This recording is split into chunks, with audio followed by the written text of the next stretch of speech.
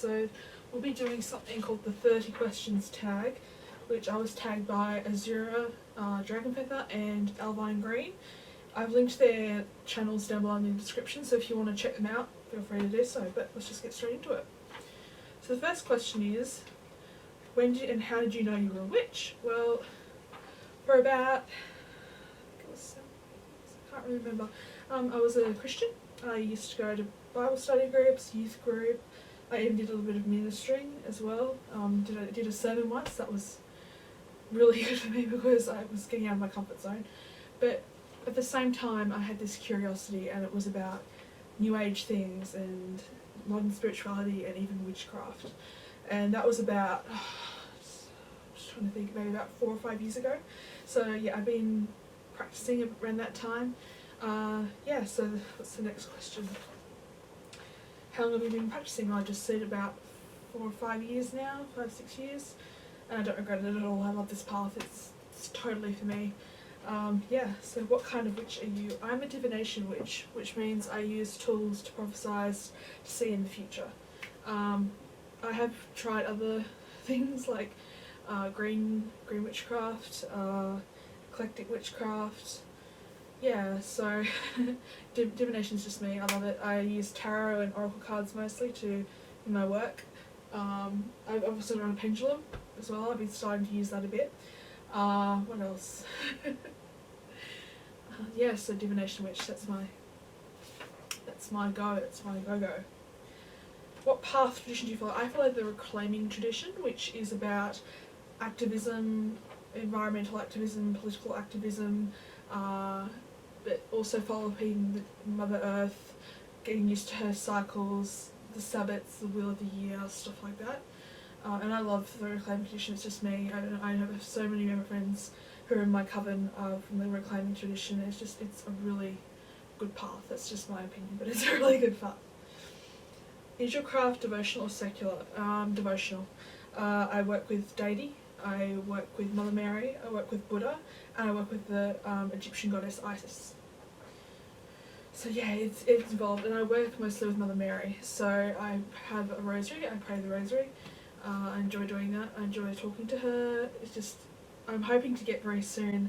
I think it's like an oracle card thing. Yeah, it's oracle cards about connecting with Mother Mary and feeling her energies, and I really love working with her. The next question is, are you a closeted or a witch or in the open? If so, how do your family feel about your path? What a great question. So I think, my parents know about it. My sister knows about it, and they're fine with it, which is great. My mother's a spiritual person also, so she's fine with it. My dad, I guess he accepts it, which is good.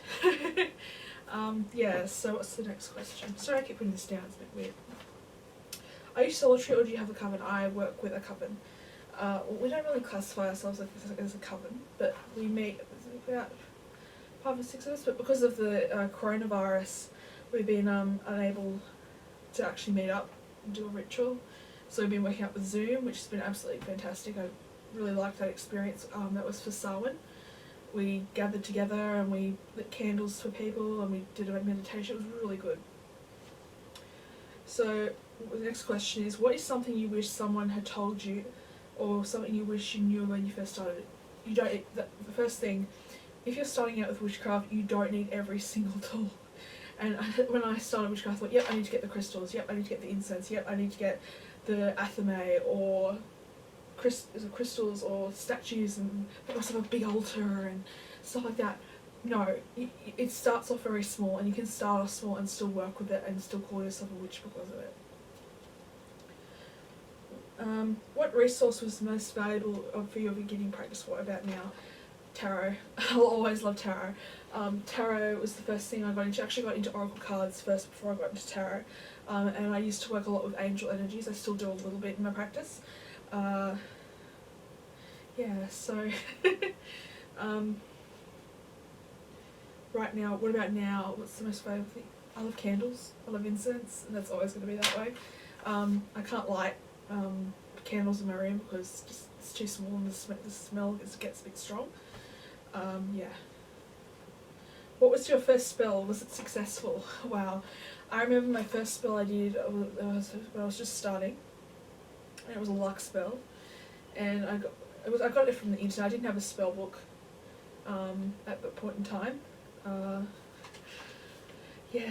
So it was a luck spell, and I got it from the internet. And basically, what you do is you got like just a glass of water, and you put a 50-cent coin piece and put all your intention of that luck into this 50-cent piece.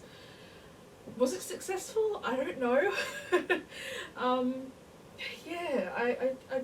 I liked the whole experience though of casting spells, because it's so unique and it's so amazing to do. But now with my spellcraft, I find that I have to do it on certain moon phases, like the full moon, the dark moon, or the new moon. Yep, that's right. So the next question. What do you do when you feel out of touch with your craft? Ooh. I like meditating. I find that when I meditate, I become more in the present moment. I'm not living in the past, I'm not living in the future. I'm just me, and I can be in my center. I can ground myself. I can show myself, yep, you're going through a hard patch at this point in time, but it's going to get better, and you're going to return back to your craft and enjoy your craft. Have you ever doubted your faith or ability? Yes. I think every witch has. Sometimes, like, if I plan to do a spell one night and I feel tired, I'm like, no, I just can't do this. I can't get through with it.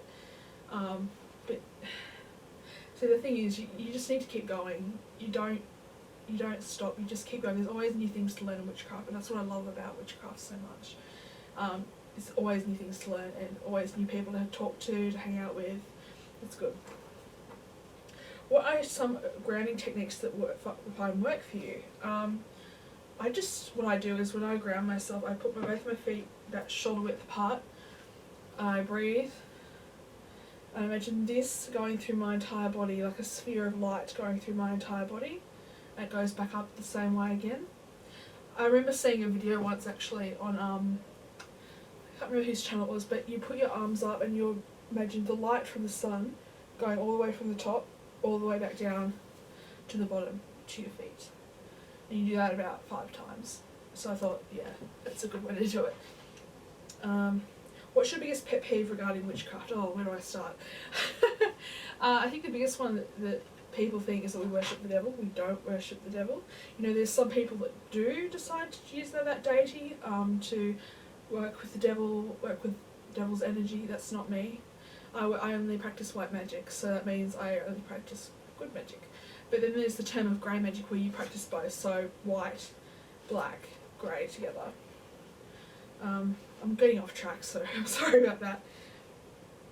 That's my biggest pet peeve is we worship the devil. We don't worship the devil. Let's have a look.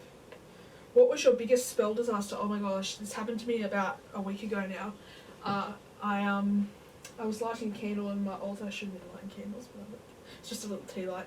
And you can see the curtain here. And I put it down, and then it started to flicker, and I thought, oh gosh, it's going to go on fire, what do I do? So I blew it out, and I was like, oh, thank God for that. So yeah, I don't plan on lighting any candles in my room anymore, because I just don't like the risk of things going up in flames. What is your view on black magic? Oh, well, I've never used black magic, and I don't plan to use black magic. But I respect people who do, that's their thing, so go for it. But for me, it's not for me. I don't think it will ever be for me. For me, my practice is about taking care of myself, taking care of the land. So it's just, I like to keep things simple, I like to keep things positive, yeah. Is witchcraft an everyday thing or only for special occasions? Right now it's only for special occasions. I'm finding it kind of hard at the moment to get into my ritual sort of sense again. But yeah, it can be every day. Every morning for about the past about 3 weeks now, I've been walking, and I've been walking to the coffee shop just to get a cup of coffee and come back. Spend half an hour, 45 minutes doing some exercise, which is really good. I find if I do exercise, my mood lifts, so I'm not in the same low kind of state thing. Yeah, so yay for exercise. Do you meditate? Yes, I meditate. I meditate every night before I go to bed and first thing in the morning. So I use the app called Calm. I'd highly recommend that. There's also a really good podcast called Meditation Oasis. They're also on Spotify, so you can check them out. They do really good meditations, guided meditations. So yeah, I do practice meditation, highly recommend it. I used to hate it. I thought it was just stupid, but now I'm really getting into it, and it's really good. Do you practice divination? If so, what techniques? I said earlier, I practice divination, I practice tarot. I found some runes the other day, I want to get into that. I use pendulums, I use oracle cards, and I really want to get back into tea leaf reading. I really enjoy that. I remember one time my mum and I were at a Chinese restaurant, and we got the tea, and the tea was being poured, and we looked at the images at the end after we finished the tea. I just found that really kind of cool. Yeah. Moon phases, planetary correspondences, days of the week, hour, irrelevant or key. I don't really work with that sort of thing. I think it's just very precise, and I don't want to mess things up if I don't get it right. So mine's just completely off the cuff. Yeah, so got a lot to work with correspondences, but they're there for a reason, and witches can use them, but they're not for me. Spell language. Do you like it simple? Do you dress it up? Is it poetry? Is it silent? I like to keep mine simple. I used to do a lot of I'm a poet, so I used to use a lot of poetry with my spells. Not so much anymore, I just like to get it direct and to the point so I can release that work into the universe. Do you keep a book of shadows? I keep a book of shadows, I have about 2 now, and a book of mirrors. Not many people have heard of a book of mirrors. What a book of mirrors is like I see a book of shadows to be something a bit more formal. Like you'd put ritual work, you'd put spell work, you'd put divination work in it. Whereas a book of mirrors is more like a journal, like, oh, I want to reflect on how I did that day, or a spell I did that day, and how I feel about that certain spell. Yeah. I love keeping, I'm a huge journaler as well. I've been journaling since 2012, so it's quite a long time. I have lots of journals that are stacked up here. But yeah. Yeah, so keeping a book of shadows and a book of mirrors is spot on for me. That's what I do. Do you have an altar? Is it dedicated to any specific deity, season, anything? My altar's right there. I should do it later on in my channel. I'll probably do an altar tour because lots of people like that sort of thing. But it's not very big, so I probably won't go for very long. But it's got everything I need. I just love it. It's right next to my bed, so I'm always thinking about it. How am I going to do my next spell? How am I going to do my next magic? Thoughts on the afterlife? Ooh, heavy question. Thoughts on afterlife? I do believe in an afterlife. I think it's kind of hard to explain. I do believe in karma. I believe that, I think if you have a good heart, that's all that really matters at the end of the day, I think. And I believe in afterlife, but I don't believe that you'll go to either heaven or hell. There'll just be like some sort of state that we all are. And if you have a good heart, you'll obviously stay there. But I'm not exactly sure, like people going to hell and all that kind of stuff. So that's a good question. Do you or would you teach and practice witchcraft to your children? Basic witchcraft, I think. Nothing too heavy. We'll just start off with maybe oracle cards and go from there. I mean, I don't have any children. I'm 24. I don't have any children, but if that was the case, I'd start with something simple, just like oracle cards where you shuffle it and they let them pull them one day and see the awe on their face when they see a really pretty card. I'm like, oh, what does that mean? Yeah, so.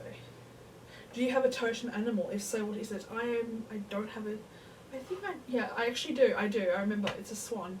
I just love, why is it a totem animal for me? I just love the grace of the swan. I play piano and I actually learnt The Swan by Camille Saint-Saëns, and that's one of the most beautiful pieces of music I've ever heard, and as soon as I thought that, I thought, yep, that's my spirit animal. And that was about 5 years ago when I was learning the piece at that time. What are some witchy books that have influenced you? Oh, where do I start? I think the first book I ever bought was one, it was just called Wicca, and I'm looking at it right now, Wicca and Witchcraft for Dummies. I know that sounds really, really weird, but that taught me most things that I need to know about witchcraft and Wicca and paganism. Yeah. Tools, do you use them? And if so, what do you use? I don't really use many tools, to be honest. Except for tarot and crystals. I don't really own. Oh, I do. I told a lie. That's my wand. It's lovely to use. I actually got this at in 2013. My family went to Disneyland on Orlando, and we went to the Harry Potter section, and I got myself a wand. But that was before I actually classified myself as a pagan Wiccan sort of thing. So I just got it, thought, oh, that'd be nice. And then when I classified myself as a witch, I was like, okay, I can use this now, and it's going to do good. So there you go. Okay, I've only got 2 questions left, which is great. So I'm hopefully not rambling too much. Do you have a magical name? Yes, I do. It's Inky Rose, and I hope to address all my videos with Inky Rose. Favourite season? Oh, I love winter. I love winter and autumn are my favourites, because I love the ambience of it. I like the crushing under your feet when you walk across leaves. I love seeing the snow and the sleet and the rain. It's something I really like. Crystal. Oh, I can actually show you this one. It's one I've been using a lot lately. You can see that. It's kind of a really deep double. It's so light. And I've been finding that really helpful with divination, trying to keep my third eye open. Yeah. Tarot card. What's my favourite tarot card? There's a really pretty one I really like at the moment. It's from the Witch's Tarot. It's called The World. And I don't know if you can see that, but it's got the green man in it. It's just really nice. I'm trying to work with that deck a bit more. So yeah, that's all the 30 questions done. Thank you for tuning in and listening to me ramble a bit. It's something I want to do a bit more. So, see you later.